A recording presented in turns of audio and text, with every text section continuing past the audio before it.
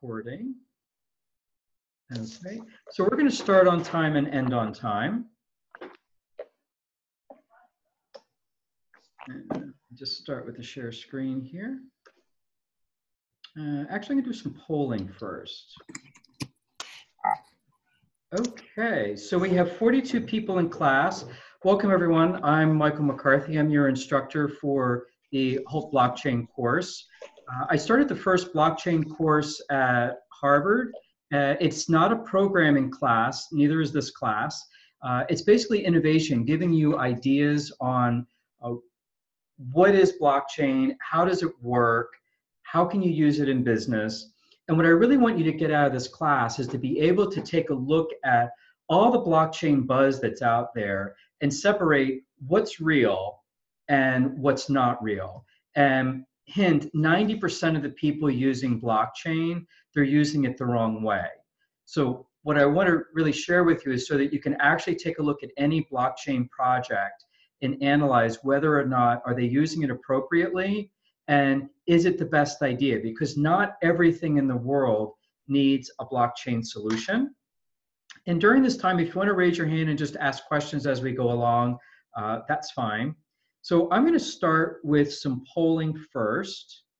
And let me get the polling up here. And bear with me one second here. Okay. So let's go for the first question. Do you like blockchain, yes? Or do you not like blockchain? Do you like it, yes or no? Oh, this is great. You vote really quickly. I appreciate that. Okay, so we have about 5 more people to go. 35 people have voted. Once we get to 90% vote, I'll shut it off. Okay, so let's share these results.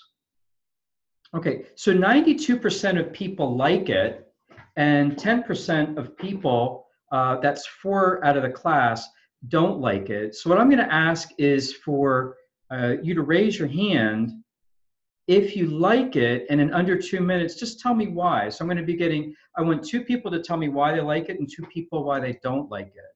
So please raise your hand if you like it and would like to share with us in under 2 minutes why.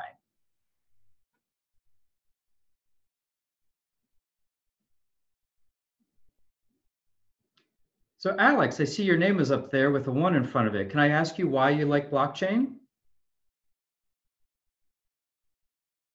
I will guess you're talking to me on that one. And Yes. yeah, you know, I just think blockchain is so fascinating simply for the capabilities that it has in so many industries. You know, as I was reading through the modules yesterday and going through all the different ways it will impact so many different industries and will both expedite things and make it more efficient and then, of course, make it more secure. I think it can really just be revolutionary, and especially for things like the banking industry. If in time it really could take place of the government-issued currencies, I think it could be very fascinating what that leads to. Excellent. So you're right on the expediting. It does basically make a lot of back office things a lot faster, a lot more efficient. And my non-expert opinion, since I lived in China last summer, is the first government-backed cryptocurrency is probably going to be China. And they love their blockchain. They're all over it. And there aren't any other countries that are really as into it as China is. Perhaps Estonia, but it's a smaller country. But I think you're probably going to see the first blockchain currency of a major nation being from China. And let's call on Jose. Jose, how did you vote and why? Yeah, very similar than Alex. Yeah, I'm totally. I like blockchain. How the transaction can be more efficient, reduce the fraud, and also, for example, I'm interested in the real estate industry and how the public records sometimes have some mistakes, so that can be a problem to solve with blockchain. Excellent. It's actually interesting that you mention real estate. I'm going to put into the chat there. You see this website for brickx.com in Australia. What they let you do is buy 1/10,000th of a piece of real estate. So it's basically taking your condo or your house, and you can split it up into 10,000 shares and sell shares on it. And what's interesting is that if you own your own house, let's say it's a $100,000 house, and you sell 49% of your shares to a bunch of strangers all over the world, what can happen is that you're giving yourself a home equity loan, and even if you hold a mortgage with these people, it's going to be really hard for them to foreclose on you because they only have such a small piece of that real estate. But what I also like, and is actually happening, is people who are going to be doing land registry, those people might be going away, as well as surveyors, because a lot of it is just an old method. I used to own a lake an hour north of Boston, and one of the markers on the land was an old stump, and the other marker was a millstone from the 1700s. So it's really an industry that's just super old. What's also cool about using blockchain for real estate on land registry is there aren't a lot of transactions. That's one of the problems with blockchain. It can't do a lot of transactions. And when you do registry on land, since that's not going to be moving too often, you really only have to record one transaction forever. It can also reduce closing costs because you don't have to survey the land every time you sell the property. And Dennis, I see your hand is up. Yeah, hey. I was going to raise my hand earlier, but I couldn't find a button, but hey. Okay. Yeah, I think blockchain is super interesting because it gives everyone an opportunity, like everyone in the world, an opportunity to participate on a greater level than today. I was really blown away with how Estonia's been doing it so far with the e-citizenship, which is giving pretty much anyone in the world the opportunity to establish a business with access to the EU market. I think that's brilliant. As I explained that to some American friends, they were like, okay, I'm going to get that next week. On top of that, just the overall efficiency of providing services and immediate payments through the blockchain, I think people will have a higher, what's it called? Like generally just a better life because they can engage themselves in more value-adding activities instead of waiting to receive so many of these services. So if you need something from the government or whatever, you can get that in a matter of a few days or a week instead of waiting 3 months.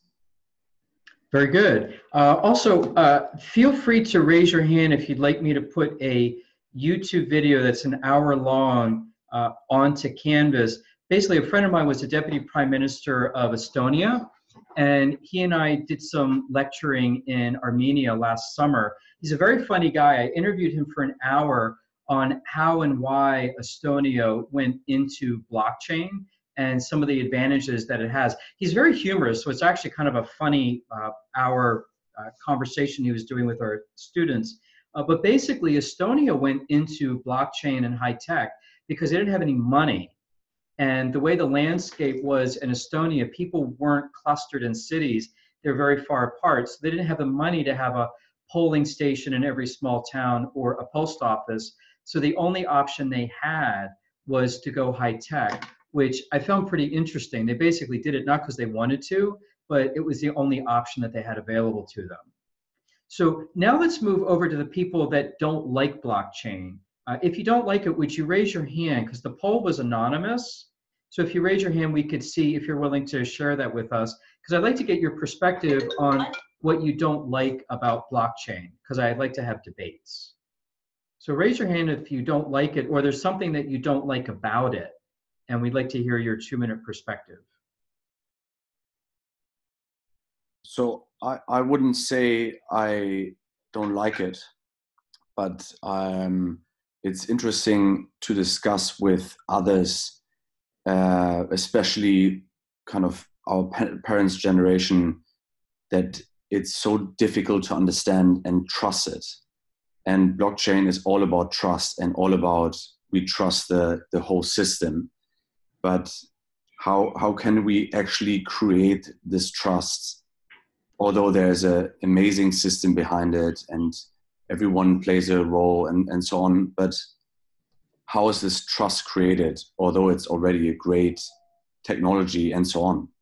So it's just a note or a concern in a way, which I want to throw in, and I still have, I'm supporting it, and I think it's great and it's really interesting, but there's still this brick of how can I create this trust with a different generation than my own, because we're gonna be raised up in this world, and yeah. Very good point. And as my mother would say, why should I trust a bunch of strangers I never met and never will? Exactly. There's a point there. Also, I have a friend in China. He's actually going to be teaching a very light blockchain coding course, 3 sessions to my Harvard students. If you'd like to be a part of that, just put your name into the chat and I'll put you on a mailing list for that. It's free, it's short, it'll be a total of about 3 hours, just so you can sort of press some buttons. He likes blockchain, but he had a very interesting point about voting, that he doesn't think it'll ever happen, because if you did have an election on blockchain, all someone has to do is question the validity of it, and then you have a re-election. And he basically brought up that one of its weak points is that people don't understand the technology enough to trust it. And I thought it was an interesting point of view that it's supposed to be trustworthy, but that's actually one of its downsides. So thank you for mentioning that. Natasha, I see your hand is up. Hello. Hi. Actually, I voted to say I like blockchain, but there's one point that I'm concerned about is how much energy it consumes. I mean, is it really sustainable? That's my big question.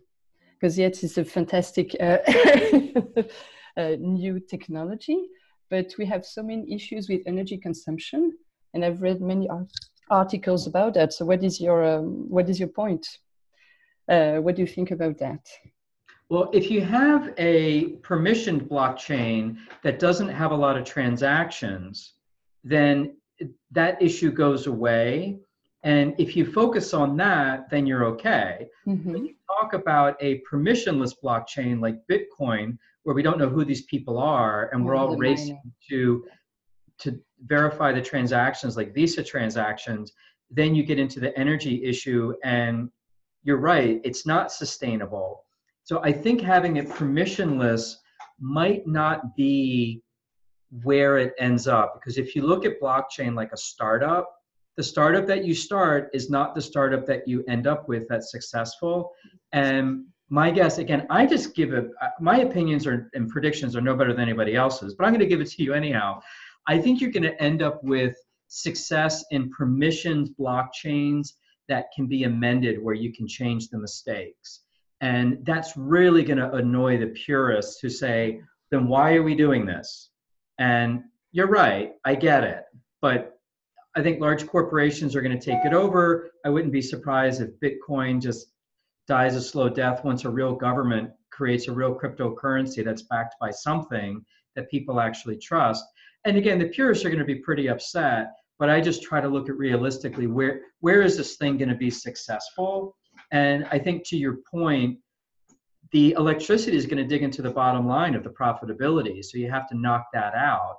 And you knock it out by making it permissioned and not having that many transactions. So that's my uneducated guess. And if I'm wrong, okay, I'm wrong, that's okay. Oh, thank you. Okay, so let's go off to the next polling question. Let's do a relaunch here. So for this one, is blockchain a general purpose technology? Yes or no? In general purpose technology, if you didn't get to see that part in Canvas, is like the light bulb or the wheel or the nut and bolt. So do you think it's a general purpose technology? Yes or no? I love it. You vote so quickly. So we have about 60% of the votes are in.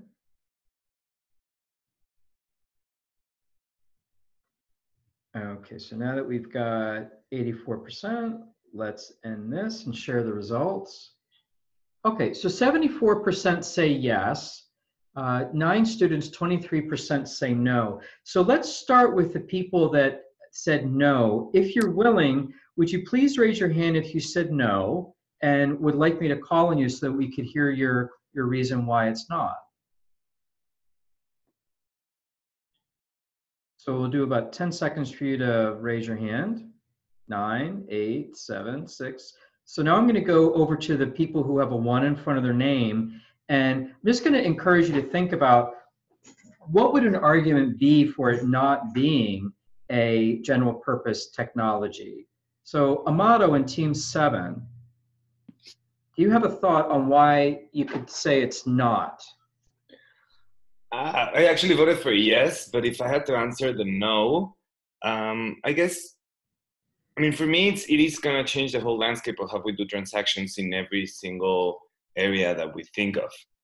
Eventually, I think it will start creeping into every single type of business because everything is going to turn digital, and that will be the only way to make it easier and quicker and more secure if every transaction is going to be almost digital.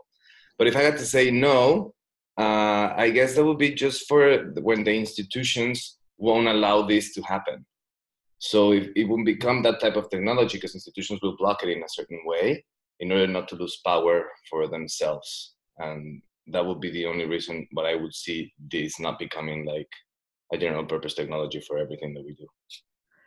Amato brings up a really good point that established players don't necessarily like blockchain because the way things are going for them are working. For example, we had a student in our blockchain course at Harvard, and he worked for an energy company in Pennsylvania. And he said, you're never going to have this selling your energy on the grid thing that everyone gets all excited about. And I said, well, why? He said, well, first off, you don't have that much energy to sell. And we would have to spend money to make sure the technology would work where you could connect to the grid. But since we don't want to do that, we're going to claim that it is a homeland security, national security issue, that if we let strangers on the grid, they can commit terrorism. And that's how we're going to knock people out of the energy business.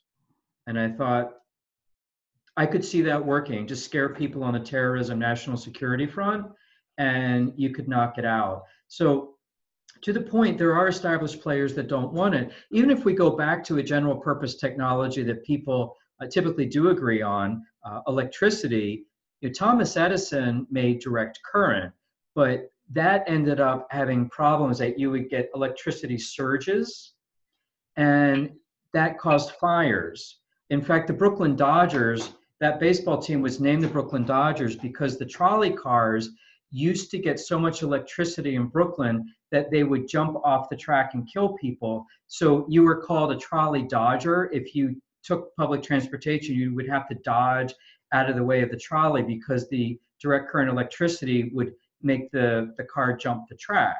But then Nikola Tesla came along with alternating current, which was safer. It was like putting a circuit breaker in there. And Edison did a lot of work to discredit that technology. And at the time, he had a lot of backing at the time, and he almost got away with it. So I think there are a lot of incumbents in the space that don't want it. But I think the way around it is, now that we have so much transparency and a lot of people can get onto the internet, you may see third world nations and smaller countries leapfrogging places like the United States, for example, Estonia. And then eventually someone's going to say, hey, you know what? They got the bugs out. It works. So I think it's still going to happen, but it could be slower because the incumbents like to slow things down. But before we move to the next question, would anyone else like to raise their hand on a reason why blockchain may not be a general purpose technology? John, go ahead. I think it's important that you segment like the generality of it in the sense that for us, like everyone in this class in particular, in the industries that we're in, it'll probably be generalized. but I can see a scenario where it's not general for like other lesser developed countries. Like to build on what you just said about, you think that like sanctioned blockchains would become more prevalent, which is kind of ironic. But if that's the case, then entire countries could sort of position it to take advantage of something, much like the communist countries do with the internet. Like it's proven and it works. So in the West, it's kind of democratized, but in places where they have more control, I think it's unlikely to be general to every individual in comparison to general for like an entire state or an entire body of people. Good point. In fact, I just read an article the other day that China is making their blockchain companies send to the government who is registered on their blockchain, which that kind of defeats a lot of the purpose of what they're trying to do. But it doesn't surprise me that they're doing that. So now I'd like you to do is, if you're willing to share with the class in under 2 minutes, raise your hand to share with us what your favorite industry is in the blockchain space and why. So if there's an industry where you're like, oh yeah, I just really like this. Alexander, go ahead. Yeah, thank you. So I have written this already on my courses, and where I find it really, really interesting as well is the field of microfinance and microlending as a sort of way to help poor people. Because I've been sort of working in this space for the last couple of years. And basically the thing that makes it difficult for people giving out microfinance loans are the huge transaction costs. And of course, that cuts into the profits and then makes the whole topic or the whole industry a little less attractive. So with blockchain, I feel these transactions can be facilitated much quicker, and therefore making microfinance as an investment opportunity much more interesting, which then, creates profit, but also does something good in the world. I like your point. And a few years ago, I had the privilege of meeting a guy named Mohammed Yunus. He started microfinance, the Grameen Bank. And that was my introduction to Hult. I'm the pitch coach for the finalists for the Hult Prize. And when I went to the final event, he was talking. He's the nicest guy. I kind of just wanted to give him a hug on the Jumbotron. He's very, very gentle. But he did say that the best credit risks were women versus men. And the reason that the loans got paid back with such a high rate was peer pressure. That, for example, let's say that Carolina and Natasha are in the same village making products. Well, as Carolina goes to the bank to pay her monthly fee, she might go past Natasha and be like, hey, did you pay your bill this month? And Natasha would be actually kind of shamed and peer pressured into paying her installment because Carolina made a mention. You can actually digitize this, that you could, if this is going to be a final project for you, if you want to do a micro lending with strangers, let's say I'm going to be micro lending in South America, what you can say is that there will be no more new loans unless the total loan payback rate is above 97%. And you could, and I'm not advocating this, but this would work, you could have a shame list of people who are behind, and someone could email them and say, hey, listen, if you don't pay your bills, then I can't increase my credit line. And that's what I need to do. We're at 95%, we needed 97%. So all these people who haven't paid their debts, you have to do it, otherwise we're not going to keep the thing going. And that might be a way to digitize the peer pressure. Perhaps peer pressure works better in person than with an anonymous digital person. I'm not sure, you'd have to try it out. I'm guessing in person would work better.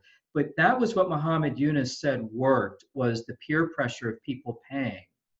And Jeanette Ortiz, I see your hand is up. What's your favorite industry, Jeanette? So for me, my favorite industry is healthcare. Okay. Well, I worked in healthcare previously, and even just taking into account the accountability aspect and, the proper documentation and in really getting things done efficiently, in making sure you're writing everything down, making sure you're sending it to the right people. just the added accountability, I think, could change the landscape completely. I think it could eliminate cost that are due to bureaucracy and due to, just different agencies holding up the line. And so I think if you just take those two into account, the changes are really going to be drastic. And then if we think about, obviously, health records being connected, you would no longer have to sit there and fill out all these forms on paper and then push them in. You can just open up somebody's, account and see what's going on. And then, the impact of really finding breakthroughs in the medical industry, I think would also be a big one, because, you can see all the different patterns throughout all the different people by region, by sector, by, backgrounds. And I think that could really speed up the process to which we find, different medical breakthroughs and things like that. Yes, and to your point, Jeanette, that if you wanted this to be part of your project, if you focused on third world nations, small countries that don't have legacy systems already established, or countries that are facing bankruptcy, that have high debt, they might want to look at this because it would be, quote unquote, the only viable option that would work. That's why Estonia went into blockchain. They didn't have any money. So you could take a look at smaller countries as your test vehicle. One country that comes to mind right now is Cuba. They're very big on healthcare. Medically, they're really ahead of the United States on many levels. There's actually medical tourism in Cuba for healthcare providers in the US going to Cuba to see how they do things. That might be a country to start with, but I would encourage you, you can think of a small country and then they can sell their services to a larger one. So let's do one more person. I saw Grace's hand was up, and then we'll keep moving on. So the same thing with me. The field that I'm interested with is healthcare. I think by having the consumers or patients' information shared, it allows the researchers around the world to develop the treatments breakthrough for certain diseases like Alzheimer's and cancers. And also for the platform like 23andMe, it allows the consumers to uncover the unknown parts inside our DNA. And the DNA informations, it can be used to improve the health, and it can also contribute to the future medicine breakthroughs. And I believe the blockchain technology in the healthcare industry, it protects the privacy of the consumer's data, and also help people around the world to basically find a cure for the unknown diseases.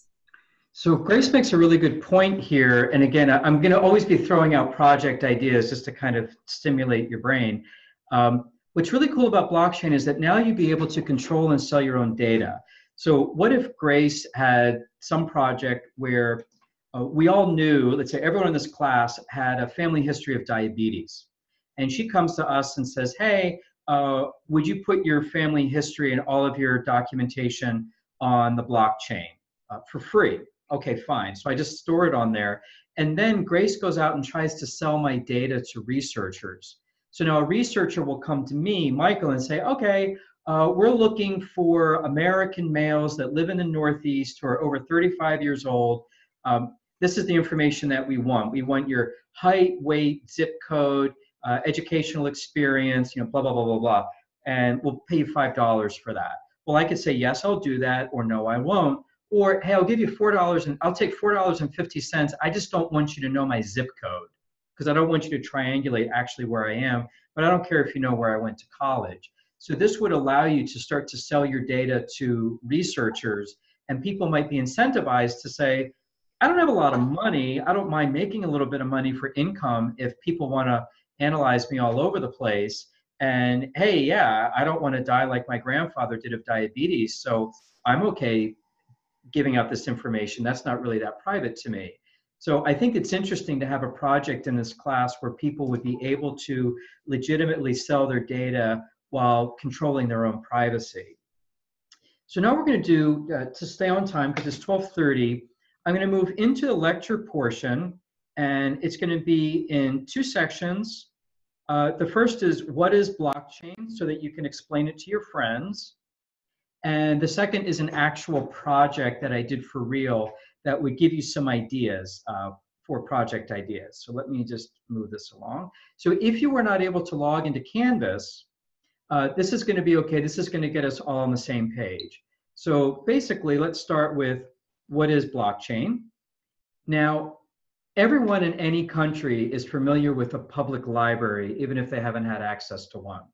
So imagine that the public library in your town is a centralized database. All the information, the books are there in that one spot.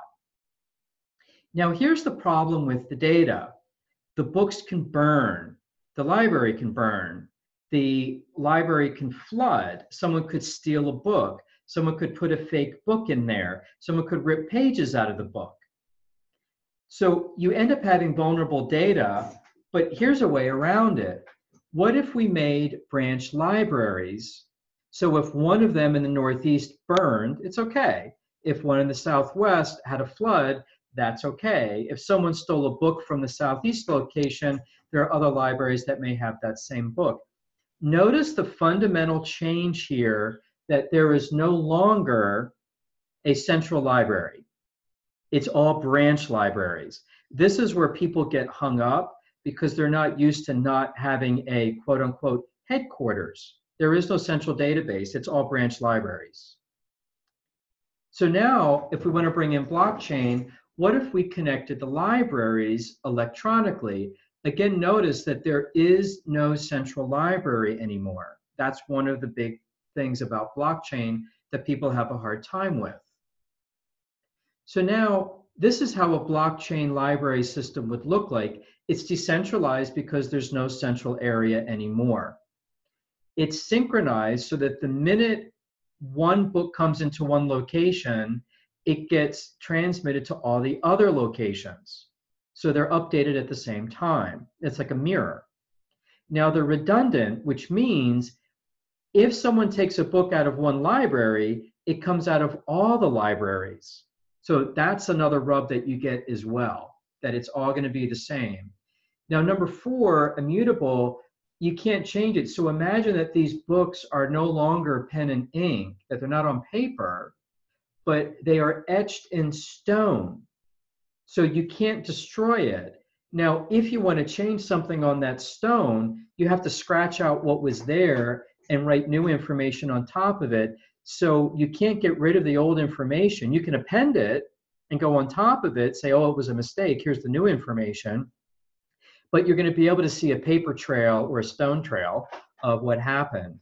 And 5, the transparency is that it's a public library. Anyone can go into this library and look at the information.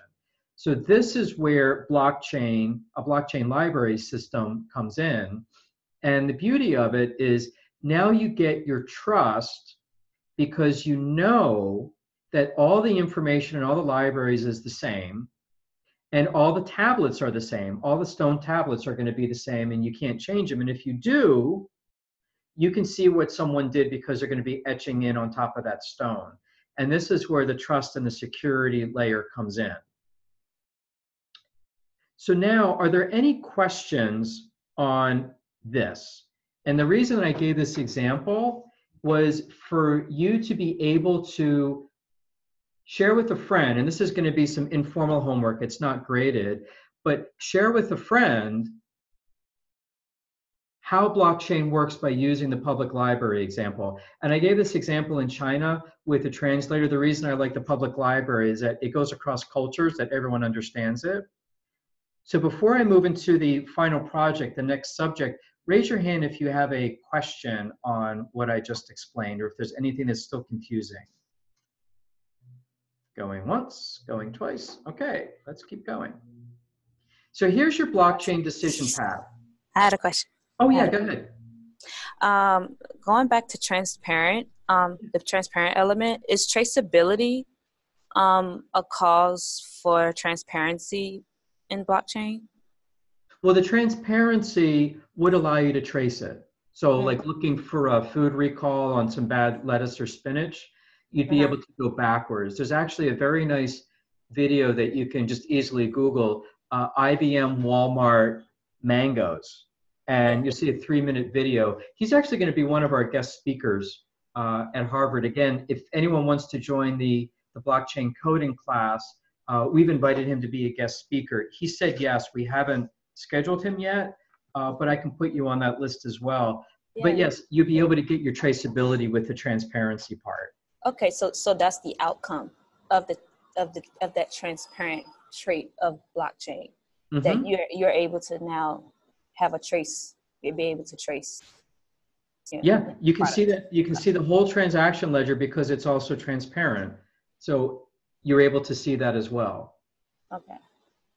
All right. Thank you. Okay, sure. Now, if you want to take a screenshot of this, I encourage you to do it because this is going to be important for your team project. And this is the problem that people run into.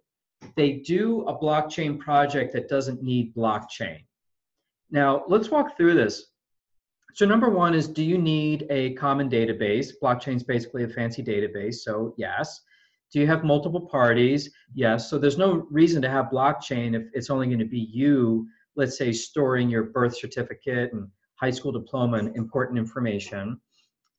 Number three is the really important part, that you have people inputting into the database that you don't trust. This is the rub. This is the big reason why you want to use blockchain, because you don't trust someone.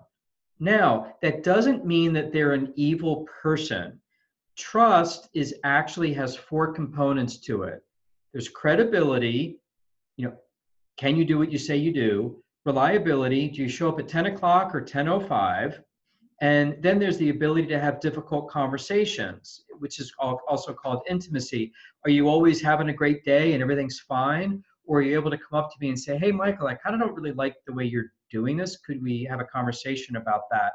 I trust you more if you can do that with me versus not. And the 4th component of trust is ego orientation. Is it all about you or all about me? So we could have a permission blockchain where we're all working for the same hospital, putting in all the patient data, but maybe the person next to me is kind of sloppy. They're well-intended, they want to do well for people, but they put in that, the boy that was born was really a girl, and they're like, oops, or the blood type was O instead of AB. So even though this is a nice coworker, I like them, we have a good time together, I really don't trust the quality of their data. I would want them to be in a blockchain where someone's checking their work. So trust doesn't necessarily mean that they're bad or evil. It could mean that they're just sloppy. So then you just go through the rest of these, and basically what we're really looking for is wanting a blockchain where we have people inputting data where we're not 100% sure that they're going to be right or accurate based on either their motivations or the quality of their work. And if you can get that in there, and there's actually plenty of reasons why we have that, then you're good to go. So let's go off to the next slide. You're going to be using the business model canvas. So this is basically like looking at a startup, and this is how I would encourage you to take a look at your team project of, I want to do a startup using blockchain. And I typically find that if you do something that people need versus want, you're going to be better off. So let's say that we have some kind of blockchain that would check, let's say that the favorite shoe styles of 2019, and we want to be ahead of the curve on fashion. So we want everyone to be inputting what kind of shoes they're wearing. Well, that's nice, but that's a want. It's not a need. Like, what are some of the top 5 foods that people with a predisposition to heart disease or cancer don't get it in their family? What is their diet? So that might be something where that's more of a need base, and I want to be really on top of that. So try to think of something that people need in blockchain. Another thing you can do with your project, and anyone is welcome to do this, is finding a blockchain project that is profitable now besides Bitcoin. So Bitcoin doesn't count because everyone knows about that one. But finding blockchain projects that are actually working, that are profitable, not that just has a bunch of VC money and they're running off of money that they borrowed, but they're actually making revenue and profitable. I would love to see that project because I myself have a hard time finding blockchain projects that are actually working. So it's okay to do an analysis of an existing company. It may be rare to find, but I think it will be valuable to the class to find something besides Bitcoin where blockchain is actually working. So now I'm going to share with you a real project that I started in China. And if you take a look at this this is a very deep dive. This is more than what we're going to be asking you to do on the actual project, but it'll give you ideas of where I'm going. And think of the need that is here, the lack of trust of the players here in China, and how big this idea could be. So we're thinking on scale. So here's the problem that China has, and it's a real problem. They have fake transcripts, diplomas, and college essays. There are actually people that work at Ivy League institutions that will get the same college essay 200 times. And someone in China has paid a placement agent to write the essay for them. The diploma issue is so bad that Harvard will actually say to students on graduation day, please do not take pictures with your diploma and put them on Facebook or social media, because people are copying the most recent formatted diplomas. And then you also get fake transcripts. So here's the problem, is that students are coming to the United States and we don't know whether their information is correct or not. So the problem is actually bigger than what people think it is. Now, if we take a look at it, 85% of job applications have something misleading on them. There are actually more fake PhDs per year than there are real PhDs earned. And then you have these fraud damages that I really doubt anyone spends the time and the money to go sue on. But this is a massive problem, that people's credentials are being faked. So you have a trust issue. The bigger problem, Chinese college applications aren't trusted in general. Now watch how I take a twist on this problem. Let's take a look at Harvard. On average, you'll have 20 applicants for one place in the school. So 20 people want to have one seat and 19 people are going to get rejected. So put yourself into the position of being the recruiter at Harvard, the admissions person who has to decide who you're going to let in. So you have 3 people out of 20 who qualify for one seat. So we have an American, we have a German, and then we have someone from China. So now, what would happen if you just don't really sure if the Chinese credentials are right or not? They might be, but you don't really know. You trust the German ones, you trust the American ones to the extent that you can, but the Chinese ones are sort of suspect. So now you come into, what if the Chinese application is a fraud? You don't know. Now imagine the problem if you let someone in that didn't belong there. Well, the college is going to be embarrassed because they got duped by someone with the fakes. That's bad for the college's reputation. But then the woman from Germany and the guy from America, they went off to other colleges, not feeling very good about not getting into the college that they wanted to go to. And now you have an empty seat at Harvard that the German and the American should have taken. So there's a big problem by choosing incorrectly.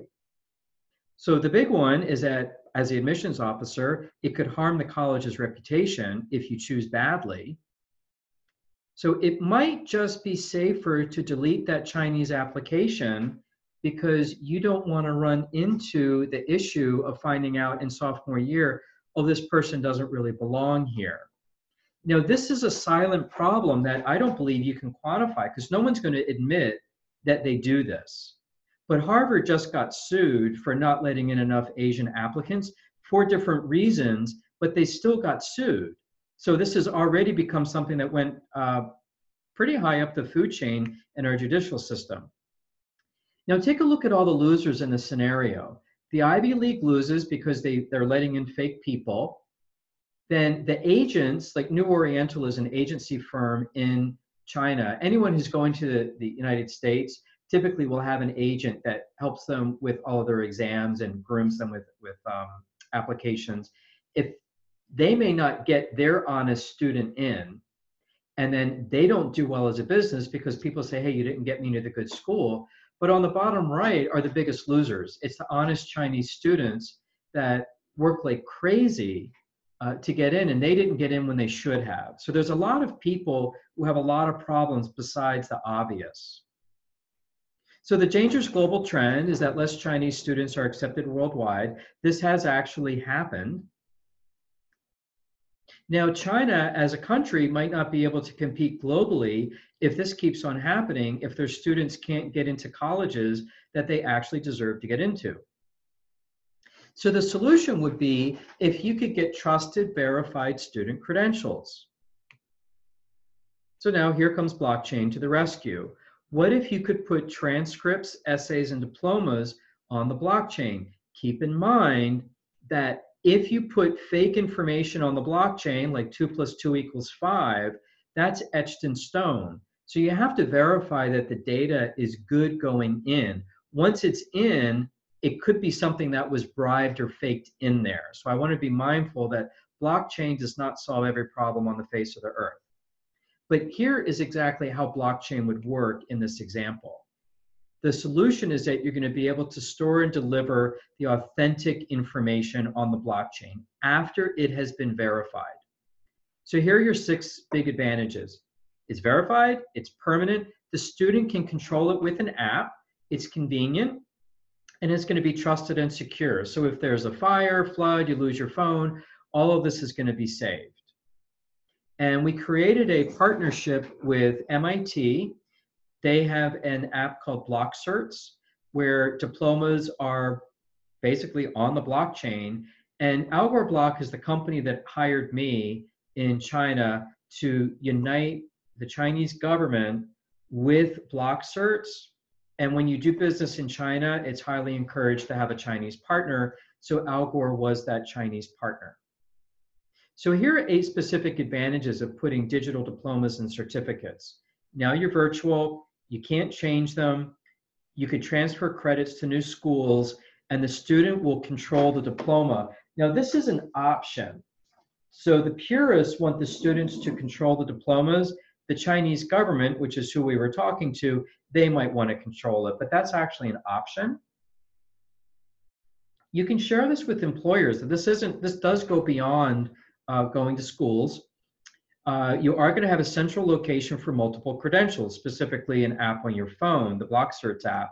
So if you went to multiple schools, all that information is in one spot. Again, it's safe. Even if you become a refugee or move, or a fire destroys the school, your information is still safe. Saves a lot of time and money if you want to do a scatter shot and apply to a bunch of colleges. But now this goes beyond into, now think about ongoing revenue for this company. So not only can you do diplomas and school transcripts, but now what if you write a book or a poem, or you do something that needs a patent? What if you're working at a company and you get certificates and badges that you want to keep track of? Professional licenses, maybe you're a plumber or a lawyer. And here's where you get variability of control. The school that you went to can control that blockchain diploma, or a school group, like Hult is a school group. There's multiple schools around the world. There could be a national depository, maybe the United States or the EU or China, or there's a global one. Maybe that's denominated by the United Nations. But the biggie is having it to be student controlled, that it's in your possession. So the big goal is to make Chinese transcripts the most trusted in the world. So exactly how are we going to do it? So the collaboration would be me basically being the glue between Algor, which is the Chinese company. Learning Machine is a private company affiliated with MIT that actually made BlockCerts. So it's a private company, but they're very close to MIT. And now what they do is that they actually do issue your diploma on the blockchain as well as a paper diploma. So you'll see in the bottom right, you have your blockchain address. So the diploma itself isn't on the blockchain, but the hash, the serial number is. And then your public key, that's like your safe deposit box or your drop box. That's where Harvard or MIT would actually drop your diploma. But what you send is the bottom right to people, the blockchain address for them to verify it. So it gets verified on the blockchain through the BlockCerts app that your employer or the new school or you also have. And here's how it works. The institution, let's say it's MIT, will invite you to download the app. You say yes. They take your diploma in number 3, they give it to a hash, they send it to you. Now it's in your phone in number 5 in an app, and then you just send it around the world to whoever you want to see it. They don't actually see the diploma, but they get that serial number that then they can contact MIT and say, hey, does this match up with this person? And if it matches, great. If it doesn't, it doesn't. And you can't just send this to someone else because you wouldn't give your diploma to anybody else, but nothing would match up, like your name and social security. So again, this is basically what the app looks like. It actually exists, it's real. And when I was doing speeches around China, anyone who came to my seminar, I would actually give them an app. I would give them their certificate of attendance to the lecture. And you can download the BlockCerts app. It's free. Nothing really happens after you've downloaded it, but you can tool around just to kind of see what people are doing with it. And these are just some other screenshots of what it looks like. But eventually, this is what your diploma is going to look like in the future. And on the bottom right, you can see that you can just share that with whoever you like. But you can also put on your college essays, which it wouldn't surprise me if college essays are going to go video so that people can't do the plagiarism thing. But after work, like a medical lab trainee, anything that you've done career-wise could also happen. So now this is further revenue. And you see that the central location, that little phone, is controlled by the woman, that this is her information and she can send it wherever she wants. Now look at the client list that we have. Students, college agents, universities, anyone looking for a job, even after graduation. Human resource departments would want to know this because the majority of applications they get have something that's not true on it. And then outside data purchasers. What if your information was in BlockCerts and every once in a while someone said, hey, we want to buy your data because we're looking for people that fit that demographic. So the student client that we have, they get 3 things out of it, verification on these 3 items. The agents are going to love it because now people are going to trust the agents more, that whatever they teach them is actually going to be verified. The Ivy League loves it, or any college. Now they don't have to have the embarrassment of getting fake information. They can also reduce the size of their transcript department because they don't have to verify anything. It comes in pre-verified. Now, the college graduate can use us again, and they will now have, they can go out and get a job afterwards.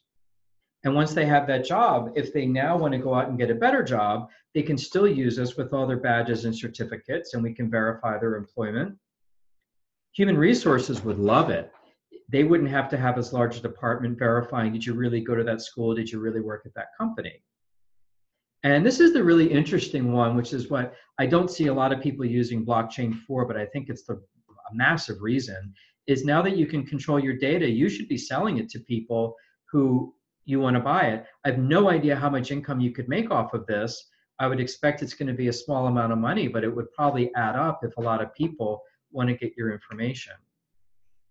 Now take a look at all the other revenue streams that you have with blockchain. You're making money from students, from professionals, universities, the agents, human resources on the corporate side want it, outside marketers want it, universities want it. So you have consumer and businesses.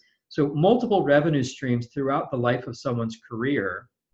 And here's the partnership, where you're basically uniting the Chinese partner Al Gore with MIT doing the tech, and the Chinese government, if you can get them to endorse you.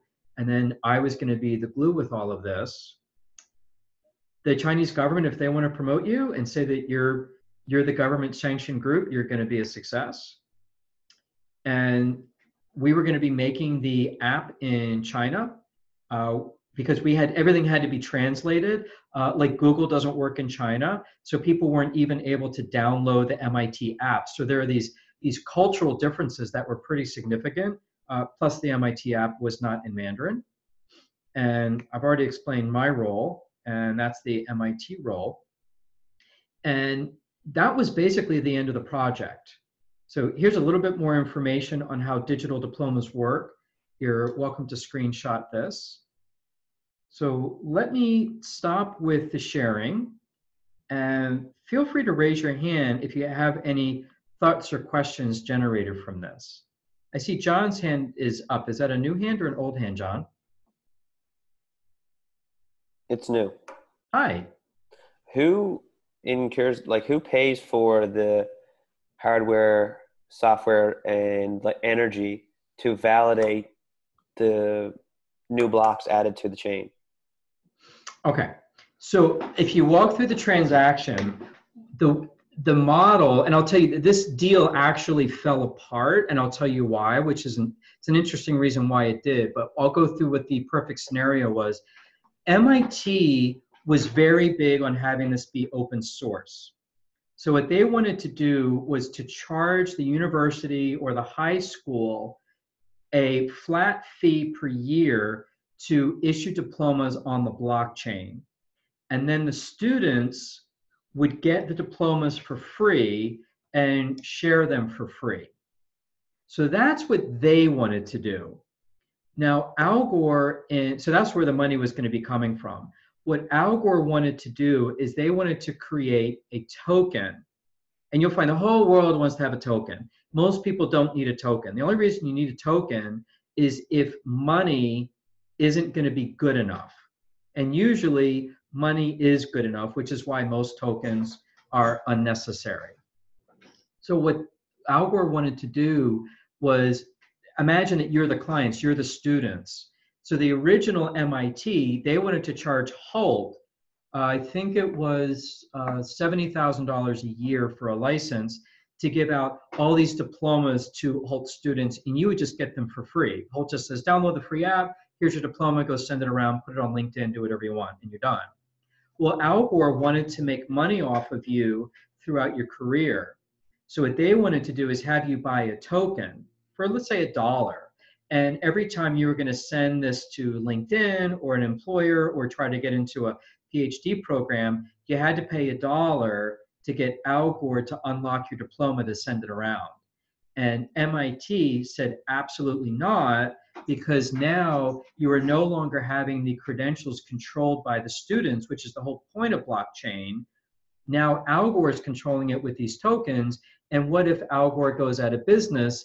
Now these people's diplomas are stuck. And basically the deal fell apart because of that, because they didn't want to permit the tokens. And that was the end of that. And so they decided that they were going to go on their own in China without a partner. And I said, if you guys really think that you're not going to get copied with open source in China and you're not charging anything for it, you're crazy. So culturally and business-wise is why the deal fell apart. But I found it's really interesting for a case study because it hits so many different levels, but that's where those are the two revenue models and they just didn't agree with each other. And that's what happened. Thanks. Sure. Any other questions, comments on this? Alexander, hi. Yeah, so I'm still thinking about this, but I'm from a perspective where Harvard is the school where that's taking applications. So basically they are the ones evaluating, okay, does somebody have a real diploma or is it a fake one? And as Harvard is also taking applications from students from pretty much almost every single country, long term, wouldn't have all the schools all around the world have to be on the same blockchain? No. And I'm glad you asked the question. You could do this on, here's where your big issue is going to come from, because I can go down the rat hole with this one. So let's say that someone is in China and they went to Beijing University and now they're applying to, let's just use Hult, for example, since it's a Hult class. So they're applying to Hult for graduate school. Hult can take that blockchain credential from Beijing University because Beijing has their own blockchain. And where Hult has to trust is that Beijing University is not permitting itself to be bribed with these diplomas. So when Natasha graduated from Beijing University, she has her blockchain diploma, she's coming to Hult. We're going to trust that Beijing University did not just take 10,000 RMB from Natasha to say, yeah, she got an A in the class, because that's ultimately going to drop their reputation. What it doesn't stop is bribery, or maybe Natasha's mom works in the admissions office or the transcript office at Beijing University, and she's like, oh, my little girl, she gets an A. So it's not going to prevent everything, but once it's in there, it can't be duped. But the verification is supposed to be from someone who doesn't care or isn't trying to help out Natasha. So what you could do is, let's say all of Natasha's records in Beijing University were anonymized. This is what we'll do at Harvard. If we get a 20-page paper, we take the name off of it and we give it to 2 instructors to grade. So we don't know who it is, but we get 2 different people grading the same paper, and then we compare the grades. And if they're way off, then we sit down and have a conversation. But if they both get, a B+, then everything's fine. So you can anonymize it that way by having people within Beijing University or outside people acting as minors who are hired. Maybe all of you at home could say, okay, I'm going to have my $15 an hour job of verifying someone's electronic transcripts, and I don't know who they are or what the college is. And so let's say that Kum is going to do it, and then Anna is going to do the same record, and Clemens is going to do it as well. So you get 3 people verifying the same electronic anonymized record. If you get the same thumbs up yes, then it can go on the blockchain. So that could work. You might come back to Natasha's issue of there's a lot of electricity being used for 3 people to verify. So you kind of have to be mindful of how you're gonna do it. Does that help? Yes. Okay, great. Now I can pronounce Pedro Oliveira right. How do I pronounce your first name in Team 11? Yeah, can you hear me? Yes. How do I pronounce your first name? It's João. João. Hi. Yeah. Hi. How you doing? So I was wondering about 2 things. First of all, about this blockchain within education. Wouldn't this kind of then make it harder for kids in undeveloped nations to get into the school, given maybe the country or the institution they go to are not adapted to the usage of blockchain yet? So wouldn't that then make it harder for these people coming from smaller or poorer countries to get into? And also, I was wondering how are these companies also investing into cybersecurity? Given we've seen that with IoT, a big problem is security and cybersecurity when you're trying to have interconnectivity. So is that also, or could that also be a problem for blockchain within the blockchain realm? Okay, great questions. And hopefully I have good answers for you. Is there a country you have in mind that you're thinking about? So I was thinking of Brazil. That's where I'm from, and corruption is a big thing, and so I was wondering if that could affect the kids from Brazil, maybe. Yes. So here's a good point. So let's say Brazil is going to have a similar issue to China, that we've got some corruption and bribery, and people are doing transcripts and essays that aren't really true. It would be the same thing. But let's start with the schools in Brazil that don't have any money to do this. Well, they're spending some money on printing these diplomas, and they're spending some money on verifying that people did graduate from this school. So there's already some money spent there. The students themselves are already spending money on photocopying this diploma or spending money on getting their transcripts verified. So there's already money spent on doing it the old-fashioned way. But what if they did download the BlockCerts app, which is free and it's open source, and they went to MIT and said, hey, you're charging too much. The GDP of our country is very low. Could you do a GDP adjusted license which they probably would do because MIT doesn't really care about money. They're very big on sharing information. They're very collaborative, and it's a great place to go. If you can ever take like a executive ed course or a workshop or something, MIT is a really cool bunch of people. They're just really into sharing information. You would be able to get the app for that school that doesn't have a lot of money and actually save them money if they did what Estonia did. We don't have the money to do this paperwork-wise, but if we do it on an app electronically, then we could do it. Now, there's the assumption here that every kid is going to have a smartphone. So I'm going to ask you, what percentage of the students that you have in mind would actually have a smartphone, and what percentage would not? Yeah, so actually in Brazil, kids do have smartphones.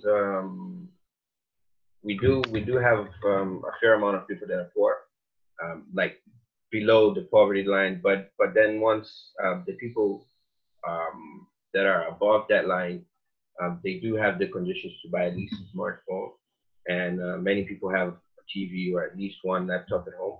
So I guess within that aspect, it's fine. But then I was also thinking of countries that do not have access to that technology yet, where the infrastructure is not big, where Wi-Fi is not widely accessible. So that's where I was going for with this. You're basically going to be going back to, you're not going to be causing harm to these people.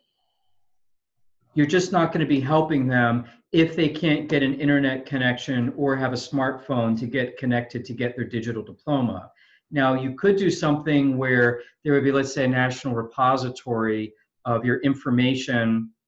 Like every country has some place where they have the records of your birth certificate, maybe the equivalent of a social security number, land registry. So that information could go there.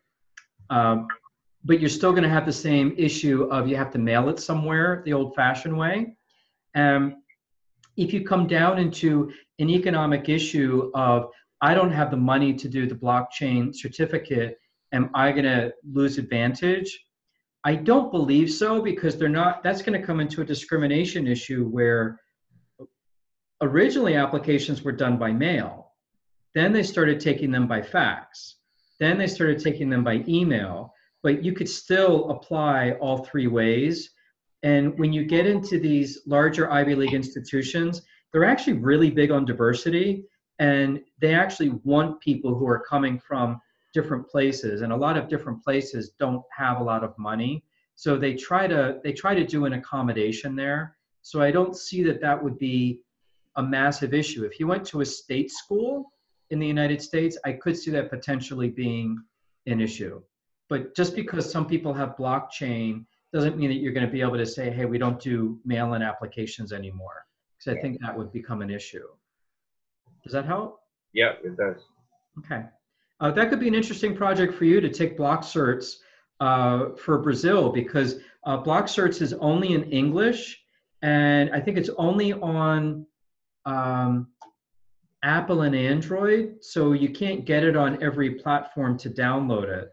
So there's actually opportunity to work with that. Yeah. Okay. Anna, I see your hand is up. Let me just unmute you for a second here. Okay, try it again, Anna. Can you hear me now? Yes, hi. Okay, hi, how are you? Good. Okay, so my question is about, so let's say at this point, they already have the diploma validated through blockchain.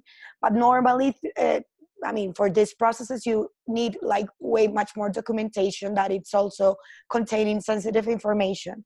So in that case, what will be like the, you know, like the way of acting when you are asking for the diploma to send through blockchain, but you have all sort of documentation that also needs to be shared.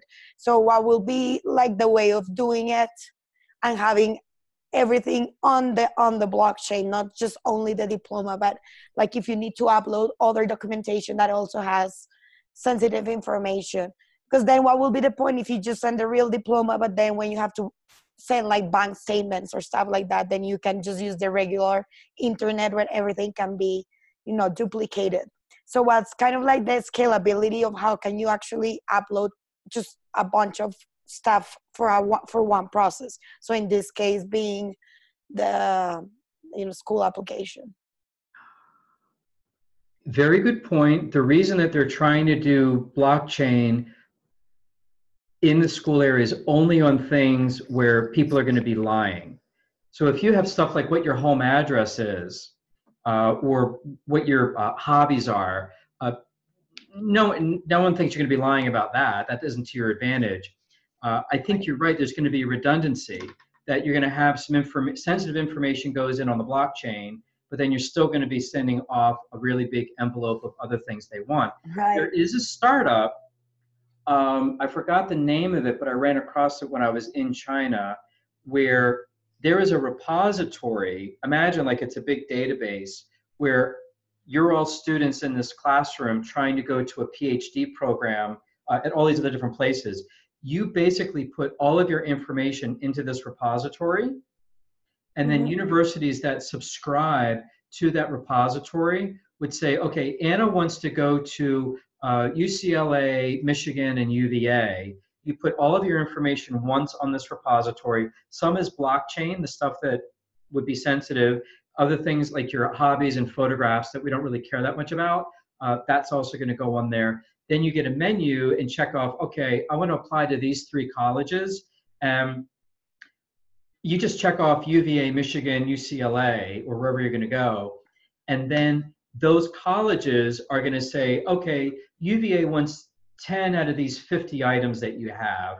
UCLA wants these 20 out of 50 items. And it's kind of like buying dim sum in Chinatown. You just kind of grab these little items that you want. So it's trying to streamline it, one for you, because it can be really expensive. And then it's also going to be streamlining it for the university, where they just go to one place to get all these applications that are uniform. So what you're doing is starting to really define a problem that there is not a uniform college application process, because colleges are asking for slightly different things. Yeah, there's a redundancy on, what's your name, what's your phone number, but the essay questions could be different. So there's actually an interesting project that you might want to do where you blockchain everything.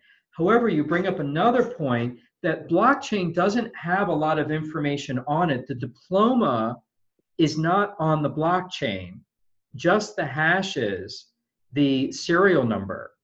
It's just the receipts. So the blockchain will carry receipts. So I'm going to answer for Anna, and then was it Victoria with the healthcare what we were going to talk about? Am I saying your name right? Let me just see where you're in here. I thought it was Victoria. Did I get your name right?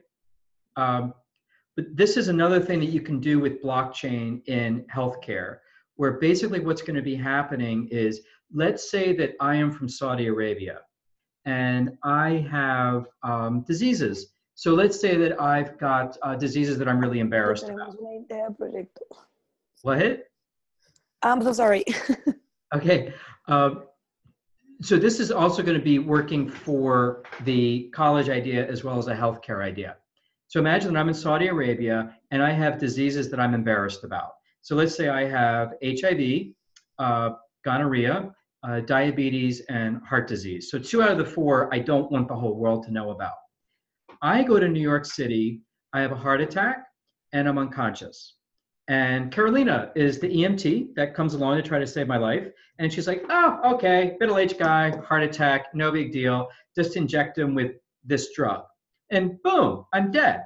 Because Carolina didn't realize that I'm taking all these other drugs for these 4 diseases, because there's no database that told her any information.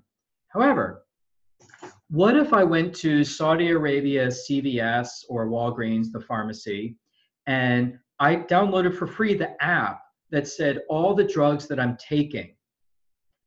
Now, when I have my heart attack and pass out on the street, I still want my privacy, but I don't want Carolina to kill me. I want her to save my life. So what she's going to do is that she's going to take my thumb and open up my phone while I'm unconscious. Then she's going to take the drug she wants to give me. Let's say it's this glass of water. and she's going to scan the QR code on the drug. The QR code is going to cross-reference with the drugs that I have that I'm taking in Saudi Arabia. However, the drugs that I take are not on the blockchain. What's on the blockchain are drugs that have negative interactions with what I'm taking. So let's say I'm taking lovastatin, and I don't want people to know that. But lovastatin has a negative interaction with drug A, drug B, drug C. So what goes on the blockchain is drug A, drug B, drug C. So you don't really know what drug I'm taking, but you know what drug I have a bad interaction with. So when Carolina does the QR code, if that QR code is drug A, B, or C, all it's going to return to her on my smartphone is a thumbs down. Don't give him that. But what it will do is say, okay, you can give him a drug D. That's the second best option. So she can save my life, not kill me, but protect my privacy at the same time, because my drugs are not actually on the blockchain, but the drugs that will kill me would be on the blockchain. Does that make sense? So that's basically one thing about blockchain, is that the private information actually isn't there. It's basically receipts of information so that you can protect the privacy, which if it does get hacked, all you're going to get is a receipt that would just say, hey, patient ABC, don't know who that is, can't have drug ABC. That would be it. But it's not going to say Michael McCarthy from Saudi Arabia has heart disease. Does that help?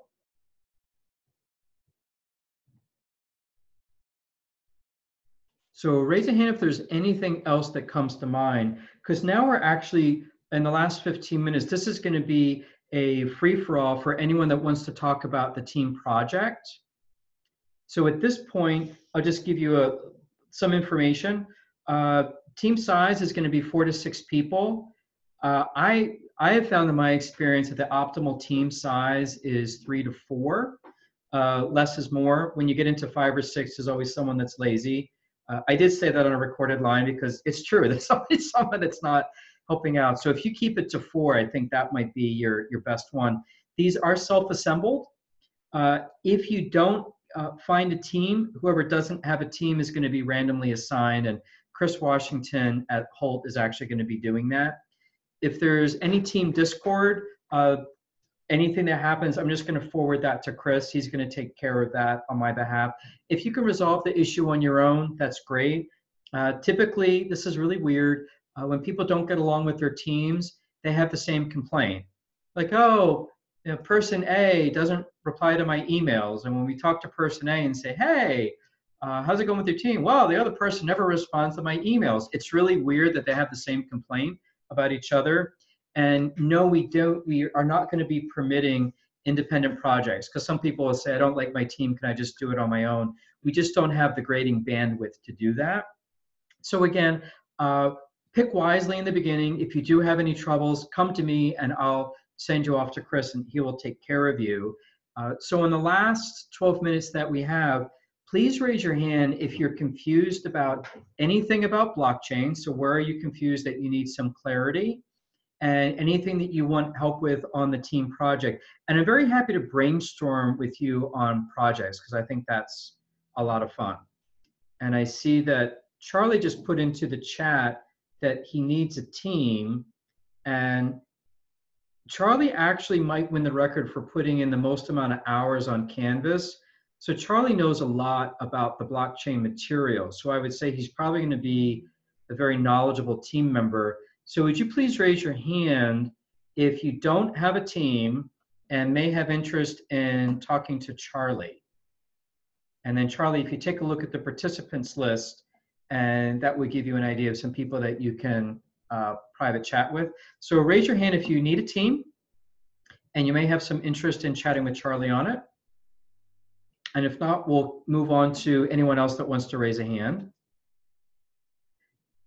Okay, so I see Valencia is looking for a team member. So Valencia and Charlie, there might be something there. Anna, I see your hand is up. Is that for a team member or for something else?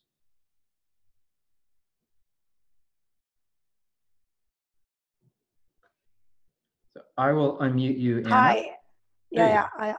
No, I have a short question. So, Yeah, sure. for let's say developing countries, when we start to implement blockchain in simple things, how can you fight against the duplicated information that it's already out there, and to push people to actually pursue the process of, validating and putting everything on the blockchain to make it legit, when you have like all this sort of information already on the internet, that will be the easy way for people to just get the information, instead of just getting the right validation process in order to be on the blockchain. How can you think of ways to tackle this challenge in developing countries, like Okay, so let me just restate the question, see if I got it. How do you incentivize people to put their information on the blockchain when it's already out there on the internet somewhere else? Like, why should they bother? Right. Couple reasons, and I'm glad you asked this because you're all going to run into the same issue. And there's a business opportunity here. So imagine when you sell a business, there are 3 value levers. People only buy if you give them value. There are only 3 value levers. One is, do you increase my revenue? 2, do you lower my cost? 3, do you increase my quality of life? So imagine that Anna came to me and said, Michael, look, I know that you've got all this information all over the internet and you're pretty comfortable with that. However, what if you could have this information in a spot where you could make some money, where these consumer research firms would want to know about you and pay you for your private database of information that you control? Would you like that? Sure, love to make money. What about lowering cost? What if, Michael, you find out that you're spending a lot of time and effort getting vital information about yourself, maybe for a mortgage loan application, and you're going all over the place to find it because it's here and there and scattered? What if it was in one place and that saved you a lot of time? Okay, that lowers my costs. What about increasing quality of life? Michael, what if you ended up being a refugee? And you're in a refugee camp and you've got the money to get out and you've got credentials that you're actually a doctor or a lawyer, but the people at the camp won't let you out because they don't believe that your information's true. They think you posted a bunch of junk on the internet.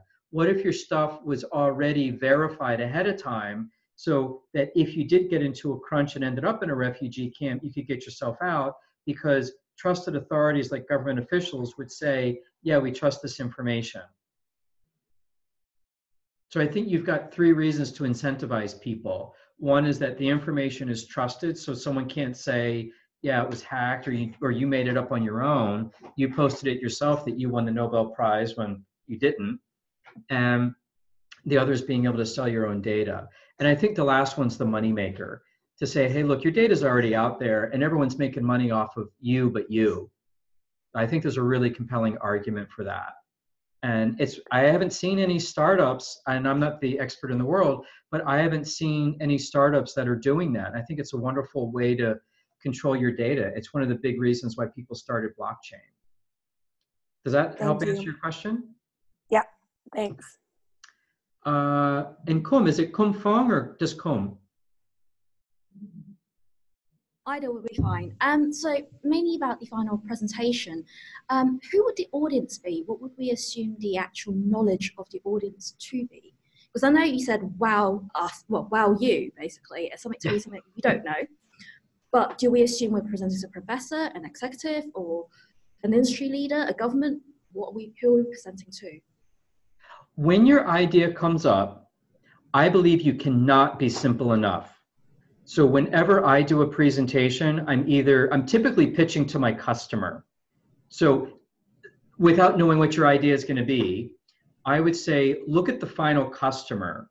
So for the presentation I just gave you, I would probably be pitching that to who would be paying me money. So I could be pitching it to the Chinese student themselves with all the advantages they get for lifelong verification. I could pitch it to colleges for them to pick it up. I could be pitching it to the Chinese government to say, I'm going to raise your GDP. So I would probably pick one customer, but let me know who that customer is before you do the presentation and say, welcome college students from China. We have a solution for you. Or welcome American academic college institutions. We have a solution for you. If you want it to be a VC, a venture capital group for investment, you can do that. I am not that hung up on you being able to make money with the blockchain solution or having it be this multi-gazillion dollar thing. I'm really focused on you being able to come up with a true use for blockchain, a true use for it. Now, if you want to hit the ball out of the park and make this thing a moneymaker, that's great as well. But I would say I will allow you to choose who you want your audience to be. Typically, I would, by a default, say whoever your customer is going to be. And you cannot be simple enough. So typically, all of my presentations are something that an elementary school student could understand, which would be like, you know, like a 9 or 10-year-old. Or my mom. My mom's more than a 9 or 10-year-old, but tech in her generation is just mind-boggling. So I would say if a child can understand it, that's like around 10 years old, or your mom can understand it because this is techie, then I'd say that's good. But make it as simple as possible, because it's really hard to make something simple. And if you can do that, then I think you're doing quite well. Does that help? Yep. Cool. I do have 2 more questions that's not related. Yeah, sure, go ahead. Can we get a copy of the presentation you've just shown in this session? And do you actually record these sessions? Can we refer back to them? Yes, it's being recorded now. Right, cool. So we will be able to access it and just refresh our memory of what we discussed as well. Yes, exactly. Okay. Thank you. Anybody else? Just open up. And I'm going to get a link here for a survey for you. Bear with me 1 second here. Copy. Okay, I'm going to put into the chat right now. Here we go. This is going to be a Survey Monkey to help us have a better class for next week. If you could all just take one or it's 2 questions. What are we doing well and what can we do better? If you just give me feedback on what you think of the class and how we can make it better for next time, that's super helpful, because this is basically all for your benefit. And anything I can do to help you do a better class for next week is great. And please don't be shy about reaching out to me with your project idea if you need some help on how to tweak that. Also, these are going to be recorded, and in my experience, video recording can be really dull because it's not live. So I'd encourage you to really up your energy and also be almost a little bit hypomanic, not manic, just like a little bit, so that you can have some energy in the presentation. So let's say that John and Oksana are doing a presentation. It's really easy to be like, hi, welcome to our presentation. We're doing a blockchain thing. It's much better to be like, you know, hi, welcome to blockchain. We've got a solution for you. And you might feel that you're like going crazy. It's okay. People like to see that kind of energy. And it is hard to get motivated while you're just, you know, talking to a laptop. But the more energy, the better, because part of your feedback is feedback by your peers. And I also teach public speaking. 7% of your communication are your words. 38% is tone of voice. 55% is body language. So try to get your hands in the presentation, even though it's weird. They're almost up above your head, but it looks better. And your tone of voice is also very important. So make sure that you get the enthusiasm up. And that would be it. So in our last 2 minutes, any final questions, can be about anything. I will be staying an extra 30 minutes if anyone wants to have office hours. And if you want to watch this class again, it will run again in half an hour. Pretty much the same thing for module B. I have a question. Yes. So for the presentation, do we just need to show our video or present something, or how is it going to work? You can just show your video. All the details are going to be it's on Canvas, so I've printed these out. If you take a look at it's A1.1 a business model canvas, and it goes through what we're looking for, but you can take a look at all the details, but basically it's just going to be a video. But we would like to have one representative from the class who would be there to chat with us just to make sure the buttons work. And I'd highly encourage you to have 2 people, at least in your team, who can do the video just in case there's an issue with the technology. Perfect, thank you. Okay. Yes, it is okay to have a team of 6. So class is officially finished. Thank you very much for class 1. I love the discussion.